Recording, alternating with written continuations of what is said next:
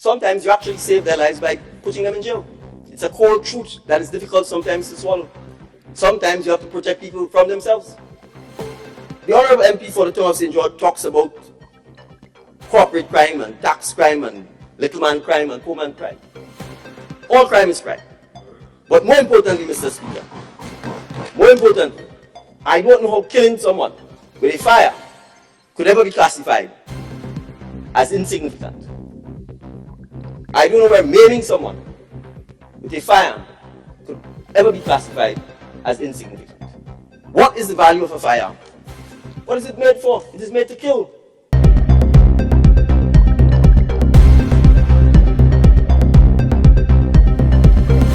But we're in the midst of the youth parliamentary debates that are ongoing. And so I saw two things from the other side, which from a pure technique point of view, I think I should point out, because it may stand our young parliamentarians who are debating in good stead. It's called distraction in relation to the presentation from the MP for St. Mark, which is don't debate that which is before you, but divert attention to other things in the hope that you miss the mark of what we are treating with here today, which is a specific bill to address increases in sentences for all firearms-related offenses. That's what we're here to debate, and the reasons why. So all of the responses about what we are doing for young people, what we are doing for Imani, what we are doing to empower, youth biz, etc., is not a debate for the Firearms Amendment Bill. So that's distraction, but I will quickly respond on some of those issues. What we are doing for the Imanis, we are the ones who increase their salaries to $1,200 per month.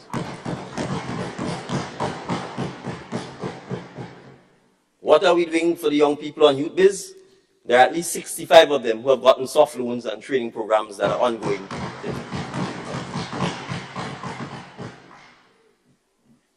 The Minister for Housing, Social and Community Development is not here, but she's piloting parenting programs under the IRE program to address at-risk parents and at-risk youth. The Honorable Member for the town of St. George talked about what other measures we need to do. We know that is where crime starts, from the home. From dysfunctioning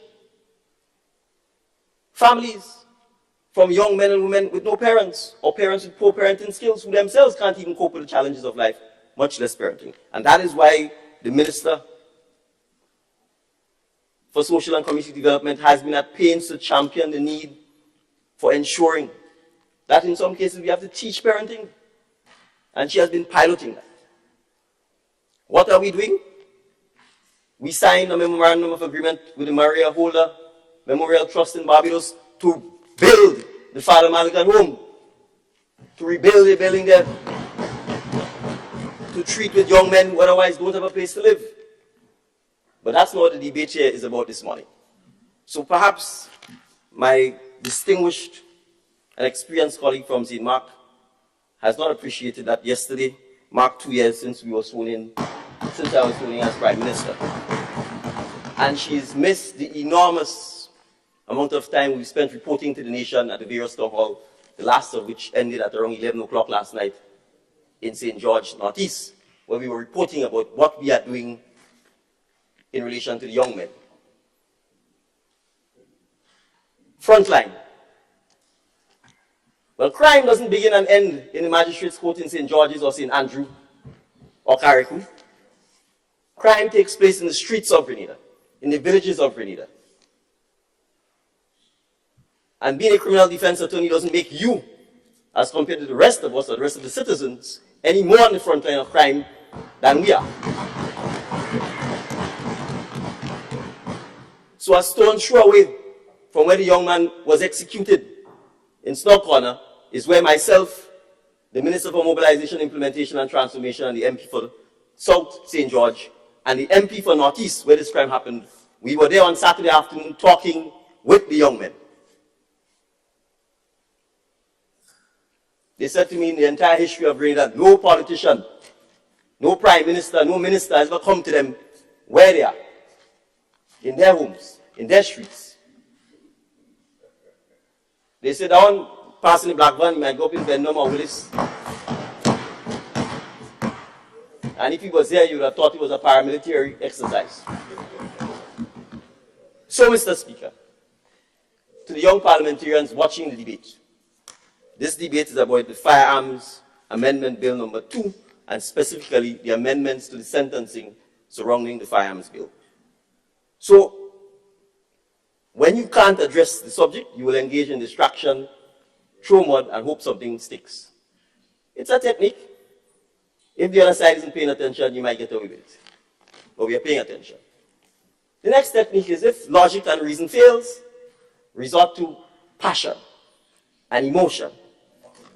And so, the learned and distinguished friend, as we would say if we were in the magistrate court or the high court, but the honorable MP for the town of St. George, as we would say in this house, admitted he didn't know we had parliament today. Came back from New York last night, so I understand logic and reason wouldn't prevail here because he's probably not prepared. I notice he has not made reference to a single clause in the bill. So therefore, you resort to passion and you resort to emotion. And as I told the honorable leader of government business this morning, once a very good, learned and distinguished friend of both of ours, who also practiced extensively at the criminal defense bar. We were in court once before the magistrate, a very senior magistrate, affectionately known as Chief. And we were, believe it or not, in Guelph.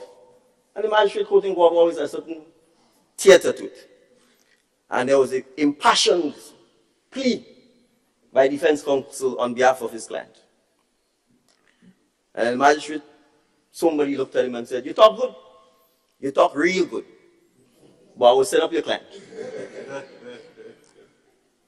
And so you see, Mr. Speaker, we have to mix passion with logic, with empirical facts, and with truth. So let's do a little history lesson. You see, Mr. Speaker, some of us seem to forget, this is not about politics, it's about facts. Some of us seem to forget that we were in office. Some of us seem to forget, Mr. Speaker, that we've had the opportunity. And in many instances, to their credit, we were working on things. So there's something called Caribbean Firearms Roadmap from since 2013, of which the then administration was part of which a focal point had been appointed to address this very issue of the state of Grenada's legislation in relation to firearms. And the report prepared under their administration, and I don't want to misquote them, so Mr. Speaker, so bear with me, let me find the report. The report clearly required the strengthening of Grenada's firearms legislation across the board. So this amendment, Mr. Speaker, on sentencing is just a start. Because the report clearly pointed out other loopholes in the legislation, specifically as it relates to brokerage in relation to firearms, explosives, transshipment, or international obligations in relation to other countries to report the tracing, the marking of firearms. It's a decade in the making. So the need to strengthen our firearms legislation is clear. And just so that the public understands the context of what we are dealing here, let me point this out, Mr. Speaker. Our Firearms Act dates back to 1968, pre-independence. It was amended in 1973, 1976, and in 1990. So there's been no major amendment for the last 30 years. We are now in 2024, Mr. Speaker, and the MP for St. Andrew Southwest gave some statistics about reported. Now, reported isn't convicted, because you could report stuff, the cases could disappear, etc. I'm going to give up to 2023, and then up to 2024, the actual statistics in relation to convictions for firearms possession. 2019, 13. 2020, 10. 2021, 4. 2022, 11. 2023, 30. 2024, 6 months only, 35.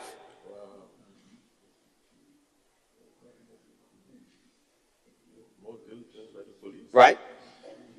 That is in relation to firearms actually confiscated by the police in the last 6 months. Now, Mr. Speaker, pursuant to the amnesty, 4 firearms and 131 rounds of ammunition have been handed in by persons, and I want to commend these persons for making use of the amnesty. And I want to take this opportunity to re-emphasize that the amnesty is in effect. The amnesty is in effect. We are encouraging persons who have illegal or illicit firearms, persons who know of persons who have illegal firearms and ammunition, to encourage them to take advantage of the amnesty. We are being transparent. We are being open. We are saying to you, the cart has been extended. Make use of the opportunity. Mr. Speaker, as we speak, there are ongoing active investigations where we are confident, based on my debriefing, that even more persons are going to be arrested and charged with firearms. So, Mr. Speaker, we want to encourage persons. The amnesty is in effect. Take advantage of the amnesty. We will do everything, Mr. Speaker, in our court in next month to highlight, to emphasize, to encourage persons to take advantage of the amnesty. I want to invite the honorable members on the other side to do so, because we indicated, Mr. Speaker, that we would amend the legislation to create stiffer penalties for persons who thereafter are found with illicit firearms. So, the Honorable MP for the town of St. George talks about corporate crime and tax crime and little man crime and poor man crime. All crime is crime. But more importantly, Mr. Speaker, I don't know how killing someone with a fire could ever be classified as insignificant. I don't know where maiming someone with a firearm could ever be classified as insignificant. What is the value of a firearm? What is it made for? It is made to kill. It is made to maim. Why would you want to encourage persons to have firearms? Why would we not do everything in our power to dissuade them from doing so? So, Mr. Speaker, when we look at the table of increases in the sentences, they are meant, Mr. Speaker, to send a clear message that from a values perspective, and I want to emphasize this, Mr. Speaker, we don't pass law for passing law's sake. The law must be reflective of the values of the society. If we are saying, as a society, public safety, public order, the preservation of life, the preservation of limb, trumps everything. If you are dead, there's no human rights to talk about. If you are dead, you can't fight over property. And therefore, Mr. Speaker, we have to make it clear that our laws reflect our values. And if our values is the sanctity of life, then we should do everything in our power to make sure that our law reflects that. So, Mr. Speaker, when we talk about things like the unlawful importation, exportation, transshipment of firearms, firearms are brought into Grenada. We want to make it clear that if you're caught engaging in this, the consequences will be condign. That they will be severe. What is the existing fine? If you are transshipping, importing, exporting unlawful firearms, the fine is $3,000. What's the message we're sending? Continue doing it. $3,000 summary conviction. imprisonment 6 months. Mr. Speaker, I wouldn't call any names, but I'll make this point. Two of the young men who were killed in the recent spate of gun violence. In one case, his first conviction was in 2012. Thereafter, he had 21 convictions. And his life came to an end abruptly. And I would dare say, before his natural time, in 2024. His first conviction was in 2012. Mr. Speaker, may I have 1 minute to wrap up? Granted. His first conviction was in 2012. So for the next 14 years, for the next 12 years, 2024, 21 convictions, an average of almost 2 per year. The other one, his first conviction was in 2005. Thereafter, 26 convictions. 2005, 2004, 19 years. His life came to an end. Sometimes you actually save their lives by putting them in jail.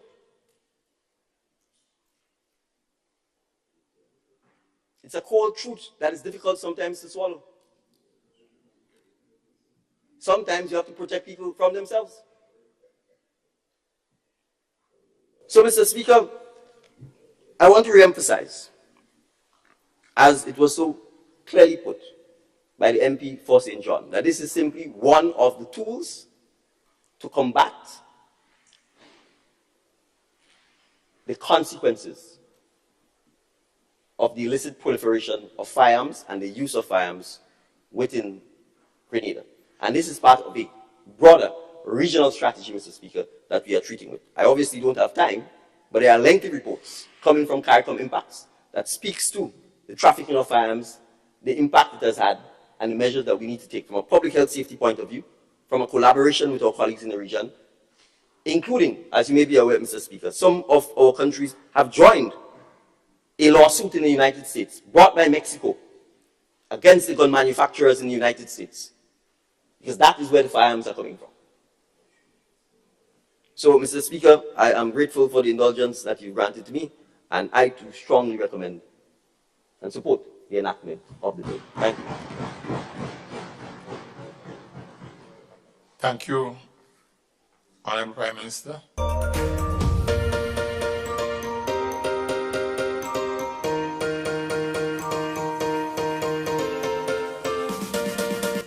Hi everyone, thanks for checking out the Bob Report's social media pages. If you'd like to get more videos, show highlights, and watch our weekly live show, follow our Facebook, Twitter, and Instagram pages, and also subscribe to our YouTube channel.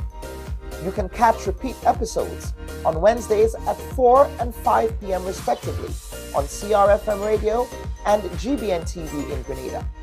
We are also viewed on Sundays at 8 p.m. on WPG 10 throughout the Caribbean. Thanks for watching.